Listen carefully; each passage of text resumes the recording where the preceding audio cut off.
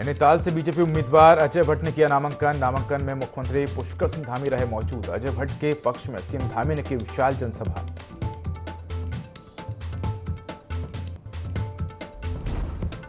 कांग्रेस से पौड़ी लोकसभा सीट पर प्रत्याशी गणेश गोतियाल ने किया नामांकन के बाद गोतियाल ने रामलीला मैदान में की जनसभा, जनता से की वोट की अपील।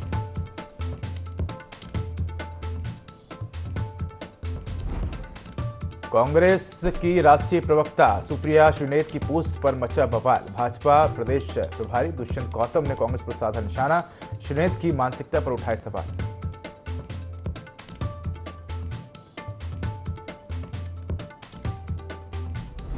उत्तराखंड बीजेपी ने जारी की 40 स्टार प्रचारकों की सूची। प्रधानमंत्री नरेंद्र मोदी सहित सीएम योगी का नाम शामिल। जल्द प्रदेश में चुनाव प्रचार करेंगे स्टार प्रचारक।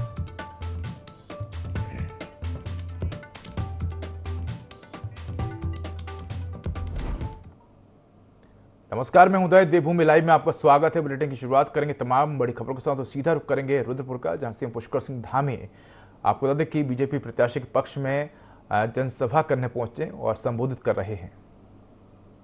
कैबिनेट मंत्री भाई सौरभ बहुगुणा जी, हमारे विधायक और वरिष्ठ नेता आदरणीय अरविंद पांडे जी, आदरणीय चीमा जी, यहाँ के स्थानीय विधायक भाई शिव अरोड़ा जी, डॉक्टर मोहन सिंह बिष्ट जी, सरिता आर्या जी, राम सिंह कैड़ा जी, मंच पर आसीन हमारे सभी वरिष्ठ नेतागण, आगे पीछे तीनों लाइनों में हमारे संयोजक, सह संयोजक, प्रभारी, हमारे मेयर, पूर्व मेयर सभी उपस्थित और बड़ी संख्या में आए हुए हमारे सभी बड़े बुजुर्ग, नौजवान साथियों, उपस्थित माताओं, बहनों, पत्रकार मित्रों एवं छायाकार बंधुओं, मैं सबसे पहले तो इतनी गर्मी में और जैसा मुझे बताया कि 10 बजे से आप सब लोग यहाँ पर आ गए थे, इतनी बड़ी संख्या में यहाँ पधारने के लिए आप सबका अपनी ओर से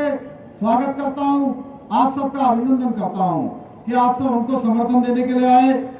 और भाइयों बहनों, आज इस अवसर पर जब मैं कलेक्ट्रेट से माननीय अजय भट्ट जी के नामांकन में उनके साथ गया और वहां से बाहर आया, जिस प्रकार से कार्यकर्ताओं का, आम जनता का जो उत्साह है और जिस ऊर्जा के साथ सारे लोग सड़कों पर आशीर्वाद दे रहे आ रहे हैं, उनके अंदर एक उमंग बनी हुई है। मैं कह सकता हूं, दावे के साथ कह सकता हूं कि जो हमारे प्रदेश अध्यक्ष महेंद्र भट्ट जी ने जो 5 लाख का जो लक्ष्य लिया है, 5 लाख का लक्ष्य तो पार हो ही गया, उसमें कोई संदेह नहीं है कि हम 5 लाख से अधिक वोटों से जीतने वाले हैं। अब तो आप सबकी प्रतियोगिता ये है भाइयों बहनों, और वो भी स्वस्थ प्रतिबद्धता, जिसको कहते हैं स्पोर्ट्समैनशिप, कि पूरे उत्तराखंड में जो 5 लोकसभा सीटें हैं, 5 लोकसभा सीटों में सबसे अधिक मतों से कौन जीतेगा। अब हमारी इस बार चूंकि मैं पूरे उत्तराखंड के अंदर हर एक लोकसभा में होकर आ गया हूं, और आज जो ये नामांकन हमारा यहाँ का हो रहा है, ये आज अंतिम नामांकन है। और इससे पहले 4 नामांकनों में जब गया, पूरे उत्तराखंड के लोग अभी जैसे होली मना रहे हैं ना, होली मनाई है कल तक हम लोगों ने, होली मनाने के बाद लोकतंत्र के पर्व को भी मना रहे हैं, लोकतंत्र के उत्सव को भी मना रहे हैं, 29 तारीख का इंतजार कर रहे हैं, और 4 जून को जब मतगणना होगी तो उस दिन होली के साथ उस दिन दीपावली भी होगी। भाइयों बहनों, हमारे प्रधानमंत्री जी मोदी जी तीसरी बार देश के प्रधानमंत्री बनेंगे, और हमारे अजय भट्ट जी इस क्षेत्र से दूसरी बार आप सबके आशीर्वाद से रिकॉर्ड मतों से लोकसभा में पहुंचेंगे। मुझे पूरा विश्वास है कि आप सब लोग अजय भट्ट जी को अपना आशीर्वाद देंगे, और मोदी जी ने जो काम करने हैं तीसरी टर्म में, हम सब जानते हैं, उन्होंने पहले ही कहा है तीसरी टर्म में और बड़े फैसले होने वाले हैं। तीसरी टर्म में जो विकसित भारत का संकल्प है वो तेजी से आगे बढ़ने वाला है। तीसरे टर्म में भारत दुनिया की और बड़ी शक्ति बनने वाला है। तीसरे टर्म में भारत दुनिया की तीसरी बड़ी अर्थव्यवस्था बनने वाला है। भाइयों बहनों, हम सब जानते हैं उत्तराखंड के साथ माननीय प्रधानमंत्री जी का जो लगाव है वो किसी से छुपा हुआ नहीं है। कोई ऐसा अवसर नहीं होता है जब वो उत्तराखंड की बात न करते हो। हर एक अवसर पर उन्होंने उत्तराखंड का स्मरण किया है। आपने मन की बात देखी होगी, उनके अनेक कार्यक्रम देखे होंगे। हर कार्यक्रम में उन्होंने उत्तराखंड के किसी न किसी ऐसे व्यक्ति को, ऐसे भाई और बहन को जो अपने कामों में लगे हुए थे, उनको प्रोत्साहित करने का काम किया है, उनको आगे बढ़ाने का काम किया है। आज ब्रह्म कमल लगी हुई टोपी जो हमारी पूरे विश्व में विख्यात हो गई। पूरे विश्व के अंदर मैं इंग्लैंड गया था, मैंने देखा, मैं दुबई गया, अबू धाबी गया, वहां भी मैंने देखा कि हमारे उत्तराखंड की जो ब्रह्म कमल की टोपी है वो धारण किए हुए थे, क्योंकि हमारे प्रधानमंत्री जी ने 2022 26 जनवरी को लाल किले में वही टोपी धारण की हुई थी। चलिए तो रुक करते हैं खबर की ओर। पार्टी विचारधारा को लेकर उत्तराखंड के दो पूर्व मुख्यमंत्री आमने सामने हैं। जहां एक और पूर्व मुख्यमंत्री और हरिद्वार से भाजपा प्रत्याशी त्रिवेंद्र सिंह रावत कांग्रेस को अंग्रेजों द्वारा बनाई गई पार्टी बता रहे हैं, तो वहीं उनके इस बयान पर पूर्व मुख्यमंत्री हरीश रावत ने पलटवार किया है। हरीश रावत ने कहा कि भाजपा की विचारधारा देश को बर्बादी की तरफ लेकर जा रही है और कांग्रेस की विचारधारा ने देश की आज़ादी के लिए काम किया है और देश का संविधान बनाया। कांग्रेस की विचारधारा संविधान गांधी, नेहरू और अंबेडकर को साथ लेकर चल रही है। इसके साथ ही परिवारवाद के आरोपों का खंडन करते हुए हरीश रावत ने कहा कि उन पर आरोप लगाने से पहले भाजपा के गृहमंत्री अमित शाह और राजनाथ सिंह, वसुंधरा राजे, प्रकाश सिंह बादल जैसे नेताओं के बारे में भी विचार करें।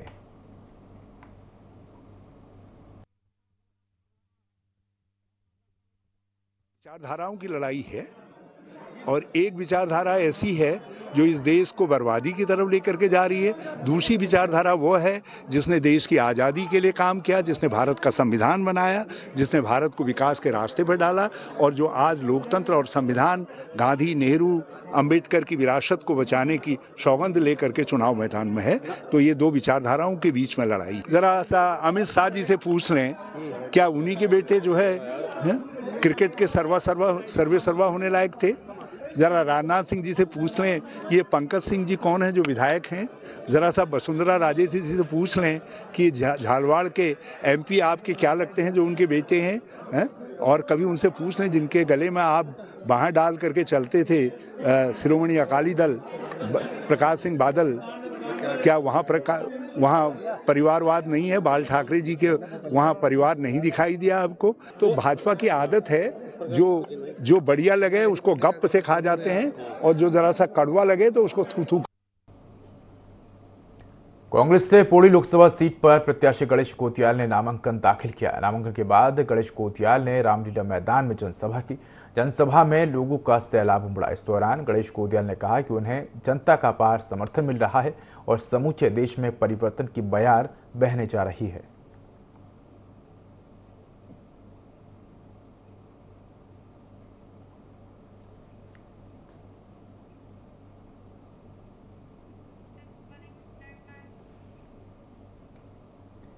नैनीताल से बीजेपी प्रत्याशी अजय भट्ट ने नामांकन किया। नामांकन में मुख्यमंत्री पुष्कर सिंह धामी भी मौजूद रहे। नामांकन के बाद अजय भट्ट के पक्ष में रुद्रपुर के गांधी पार्क में सीएम धामी ने विशाल जनसभा की। जनसभा के लिए पार्क में कार्यकर्ताओं और लोगों की भीड़ उमड़ी। इस दौरान सीएम धामी ने जनता का अभिवादन किया और लोकसभा चुनाव में नैनीताल से बीजेपी प्रत्याशी अजय भट्ट को पूर्ण बहुमत से जीत दिलाने की अपील की।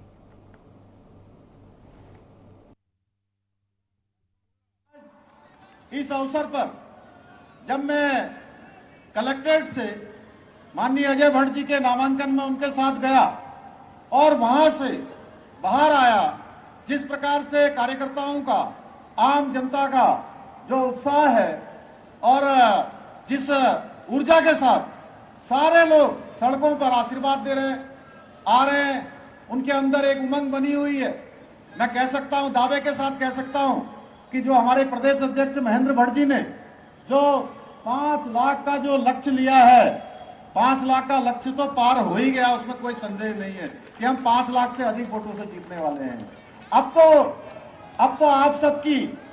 आप सबकी प्रतियोगिता ये है भाइयों बहनों, और वो भी स्वस्थ प्रतिस्पर्धा। जिसको कहते हैं स्पोर्ट्समैनशिप, कि पूरे उत्तराखंड में जो 5 लोकसभा सीटें हैं, 5 लोकसभा सीटों में सबसे अधिक मतों से कौन जीतेगा। अब हमारी इस बार, चूंकि मैं पूरे उत्तराखंड के अंदर हर एक लोकसभा में होकर आ गया हूं, और आज जो ये नामांकन हमारा यहां का हो रहा है, ये आज अंतिम नामांकन है।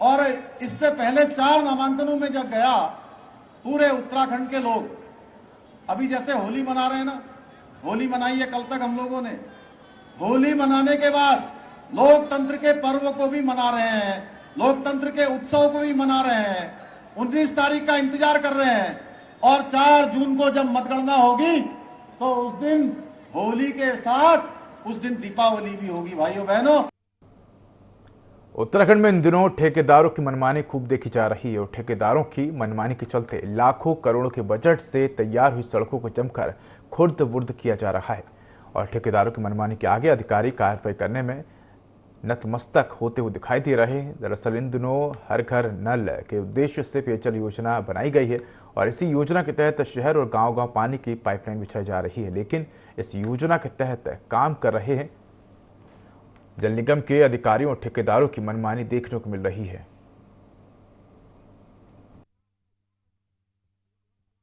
हमें जो है पुरानी बस्ती से कनेक्शन नीचे है, जबकि 2 नंबर से जो है ऑलरेडी हम पहले से जुड़ चुके हैं, लेकिन जो मैंने आपत्ति दी थी उस आपत्ति पे अभी तक मेरा निस्तारण नहीं हुआ। इतने काफी दिन हो गए हैं, लेकिन मैं कई बार चक्कर लगाता रहा, लेकिन उन्होंने कहा हो जाएगा हो जाएगा। आज उन्होंने यहाँ पे बैठक करी, बैठक करने के बाद जो है उसमें ये पाया गया कि हमने कहा भाई पानी नीचे, वो कह रहा वहीं से, लेकिन हमने मना कर रखा, हमें वहां से पानी नीचे और हमें पानी 2 नंबर से चाहिए। हम लोगों के पास ऑलरेडी पहले से पाइपलाइन है, पानी आ रहा है, बढ़िया पानी आ रहा है। हम उस टैंकी से पानी नहीं लेना चाहते। हमने गांव में तोड़ ही नहीं दिया किसको, क्योंकि हमारे वहाँ 2-2, 3-3 कनेक्शन ऑलरेडी हैं। लाइन जाले नीचे पीछी पड़ी है, तो कहाँ तो देते। जब वो इस बात को उन्हें सोचना चाहिए था। हमने रखी उनके सामने, उस पर उन्होंने कहा कि आपकी बातों पर विचार विमर्श किया जाएगा और एक मेरे बाद फिर आपको बता दिया जाएगा कि जो भी योजना जैसी भी लागू होगी फिर आपको बता दिया जाएगा, तब जाकर के हम काम चालू करेंगे। इस प्रकार से लेटर गया, या तो वो ठीक कराएंगे इसको, ठीक नहीं करा पाते तो हम संबंधित विभाग के खिलाफ जो है FIR दर्ज करा देंगे, क्योंकि अभी जो है वर्तमान में इलेक्शन का भी माहौल है। अगर उनके द्वारा कुछ कार्रवाई नहीं की जाती थोड़े समय बाद तक, तो हमें FIR दर्ज कराने के लिए बाध्य होना पड़ेगा।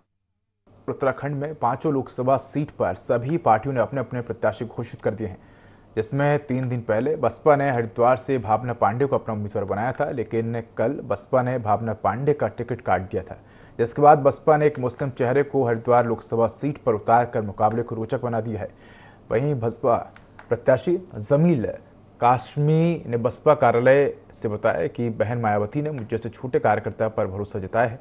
हम हरिद्वार में मां गंगा जमुनी तहजीब को आगे बढ़ाने आए हैं और हिंदू मुस्लिम को साथ लेकर विकास के मुद्दे पर चुनाव लड़ेंगे। वो निर्णय लेती है किसको प्रत्याशी बनाना है, किसको नहीं बनाना है। पहले हम आस्था देखते हैं, कोई भी हमारी पार्टी में आए हम उसको शामिल करते हैं, उसकी आस्था देखते हैं वो कितने दिन तक हमारे साथ रहेंगे।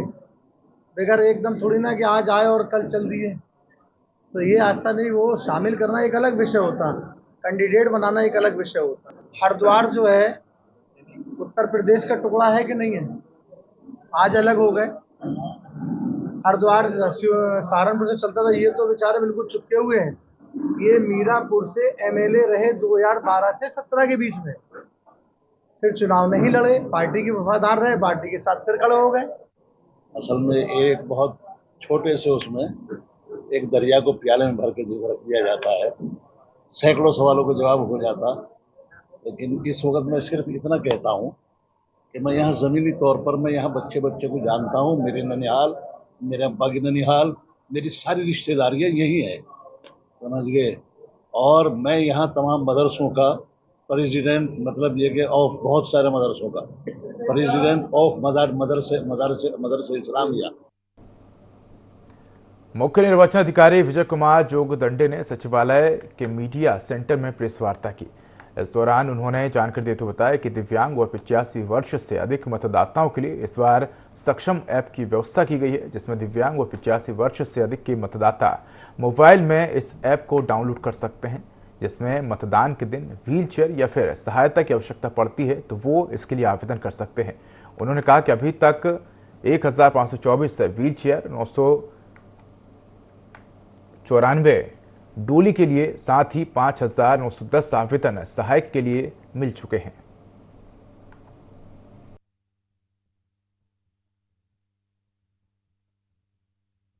मतदाताओं के लिए और 85 ईयर से अधिक मतदाताओं के लिए एक इस वर्ष निर्वाचन आयोग के द्वारा सक्षम ऐप की व्यवस्था किया गया है।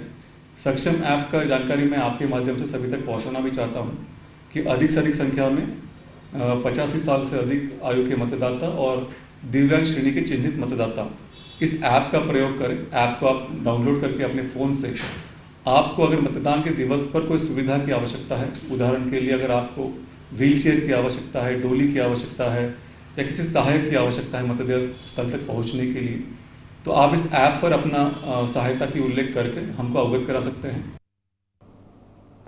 हरिद्वार लोकसभा सीट से भाजपा प्रत्याशी और पूर्व मुख्यमंत्री त्रिवेंद्र सिंह रावत ने रोशनाबाद कलेक्ट्रेट में पहुंचकर ऑफलाइन नामांकन भी कर दिया।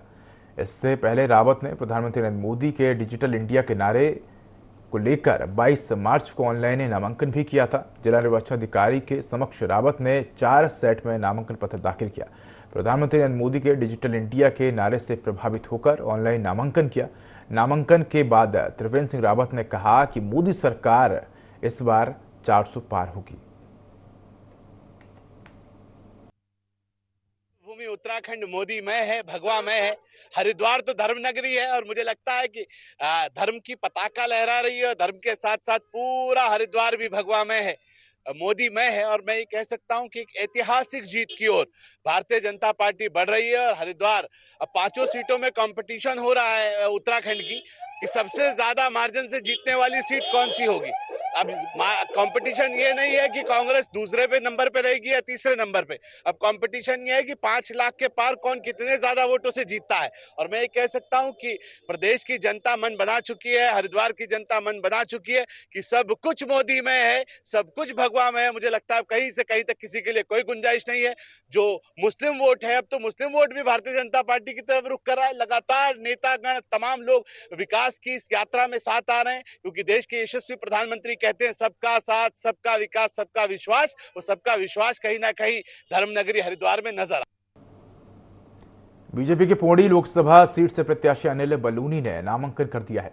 इससे पहले शक्ति प्रदर्शन के रूप में बीजेपी ने भव्य रोड शो किया। इस मौके पर केंद्रीय मंत्री स्मृति ईरानी, बीजेपी प्रदेश अध्यक्ष महेंद्र भट्ट, कैबिनेट मंत्री धन सिंह रावत भी मौजूद रहे। नामांकन के बाद भाजपा ने पौड़ी में विशाल जनसभा की, जिसमें मुख्यमंत्री पुष्कर सिंह धामी ने शिरकत की। अनिल बलूनी के प्रचार में सिंह धामी ने मोर्चा संभालते हुए प्रत्याशी के पक्ष में जनता से वोट की अपील की।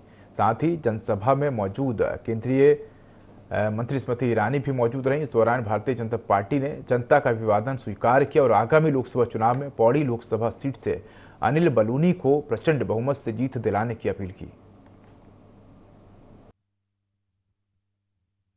पूरे गढ़वाल लोकसभा से एक कोने से दूसरे कोने तक आए हुए सभी मेरे बड़े बुजुर्ग, सभी उपस्थित माताएं, बहनें, सभी मेरे नौजवान साथियों, मैं सबसे पहले तो आप सबका इतनी अपार संख्या में आने के लिए, भाई अनिल बलूनी जी को अपना आशीर्वाद और समर्थन देने के लिए, मैं देख रहा हूं जितनी इस मैदान के अंदर जितने लोग बैठे हैं, इससे कई गुना लोग आज इस मैदान के बाहर हैं, आसपास के क्षेत्रों में हैं। मैं आप सबका अपनी ओर से अभिनंदन करता हूं, आप सबका स्वागत करता हूं।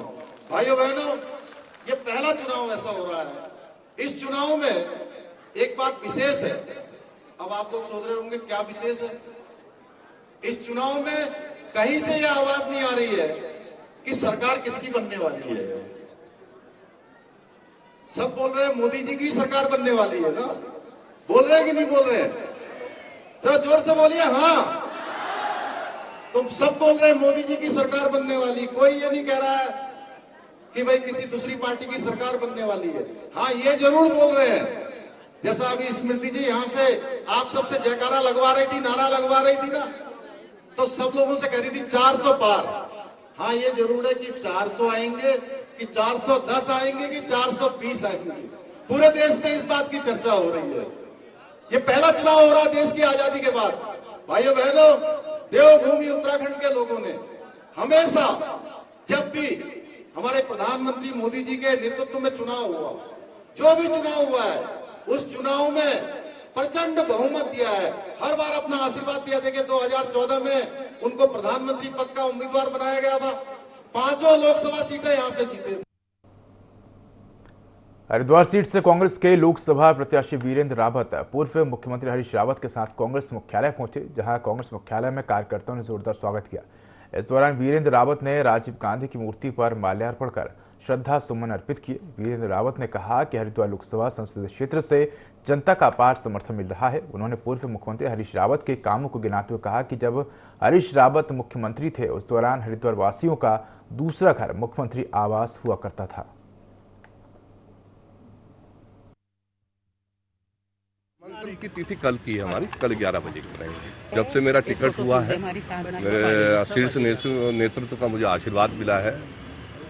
उसके बाद कार्यकर्ताओं में, चूंकि मैं 2009 से ही हरिद्वार की राजनीति में सक्रिय रूप से मैंने भूमिका निभाई है, तो उसका परिणाम जिस दिन हमने बॉर्डर से प्रवेश किया, मैंने और मेरे पिताजी ने, हजारों की संख्या में वहाँ पर हमारे कार्यकर्ता, हमारे नेतागण सब वहाँ मौजूद थे और एक लंबा काफिला जो है वो हम हरिद्वार तक आए। तो बहुत जोश हमारे कार्यकर्ताओं में है। वो चाहते हैं, क्योंकि हरीश रावत जी ने जब मुख्यमंत्री थे तो हरिद्वार वासियों का दूसरा घर जो है वो मुख्यमंत्री आवास था। वीरेंद्र जो है एक बहुत अच्छे जनप्रतिनिधि साबित होंगे। जो कुछ मैंने 55-57 साल की अपनी राजनीति को सीखा है, उसका भी वो लाभ लेंगे। और जो कुछ पिछले 25 साल में एक राजनीतिक कार्यकर्ता के रूप में वीरेंद्र ने अर्जित किया है, वो उनका जो है वो भी उनके आगे की राजनीति का और जनसेवा का आधार है।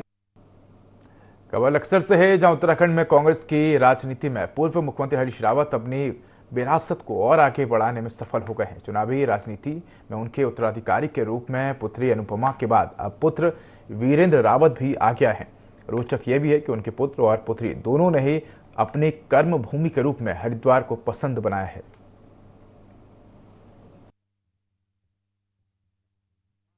अपने पार्टी के शीर्ष नेतृत्व और हमारे होने वाले देश के प्रधानमंत्री राहुल गांधी जी का, हमारे कांग्रेस अध्यक्ष मल्लिकार्जुन खड़गे जी का धन्यवाद करता हूं कि उन्होंने मुझ जैसे एक छोटे से कार्यकर्ता पर इतना बड़ा विश्वास जताया।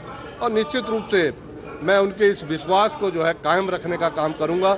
मेरे परिवार की जो हिस्ट्री रही है वो सेवा की रही है, समर्पण की रही है। आज जो ये कहते हैं कि भाई हम इतने पार, वो साफ दर्शाता है कि उनकी मंशा क्या है। अगर पार्लियामेंट में पूरी तरह उनका कब्जा हो जाएगा तो निश्चित रूप से वो संविधान को बदल देंगे। लेकिन हिंदुस्तान की जनता जो है उनसे डरती नहीं है और निश्चित रूप से सब जो है राहुल गांधी जी के पीछे खड़ी है।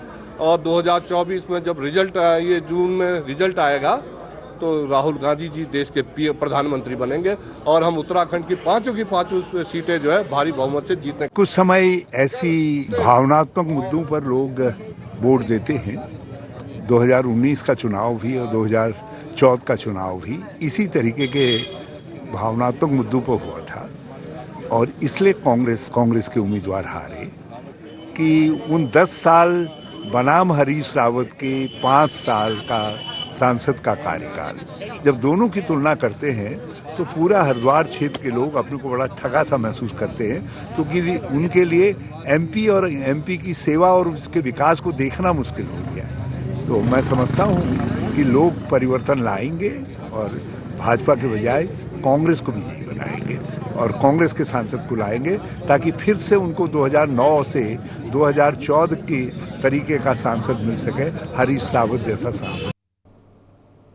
तो फिलहाल इस बुलेटिन में इतना ही। खबरों का अधिक अपडेट के लिए देखते रहिए IND24। नमस्कार।